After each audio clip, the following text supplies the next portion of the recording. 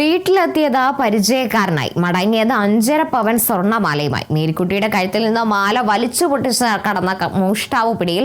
ചക്കപ്പുളം സ്വദേശി മനുവിനെയാണ് പോലീസ് പിടികൂടിയത്. മോഷണത്തിൽ പങ്കുണ്ടെന്ന് കണ്ടെത്തിയതോടെ ഭാര്യ ജിബിയെയും കസ്റ്റഡിയിലെടുത്തു. ഇന്നലെ പകലാണ് മേരിക്കുട്ടിയുടെ വീട്ടിലെത്തി മനു കഴുത്തിൽ കിടന്ന 5.5 പവൻ സ്വർണ്ണമാല വലിച്ചു പൊട്ടിച്ചു കടന്നത്. പിന്നാലെ പോലീസും നാട്ടുകാരും ചേർന്ന് വ്യാപക തെരച്ചിൽ നടത്തിയെങ്കിലും പ്രതിയെ കണ്ടെത്താനായില്ല. അതിനിടെയാണ് സമീപത്തെ വീട്ടിലെ CCTV ദൃശ്യങ്ങളിൽ പറമ്പിലൂടെ സംശയകരമായി ഒരാൾ നടന്നു പോകുന്നത് പോലീസിന്റെ ശ്രദ്ധയിൽപ്പെട്ടത്. ദിവസങ്ങൾക്ക് മുൻപ് മനു മേരിക്കുട്ടിയുടെ വീട്ടിൽ ജോലിക്കെത്തിയിരുന്നതും അന്വേഷണത്തിൽ നിർണായകമായി. മേരിക്കുട്ടി നൽകിയ സൂചനയും മോഷ്ടാവ് ധരിച്ചിരുന്ന ചെരുപ്പിന്റെ അടയാളവും കേന്ദ്രീകരിച്ചായിരുന്നു അന്വേഷണം. ഒടുവിൽ വൈകുന്നേരത്തോടെ ചക്കുപള്ളത്തെ വീടിന് സമീപത്ത് നിന്ന് മനുവിനെ പോലീസ് കസ്റ്റഡിയിലെടുത്തു.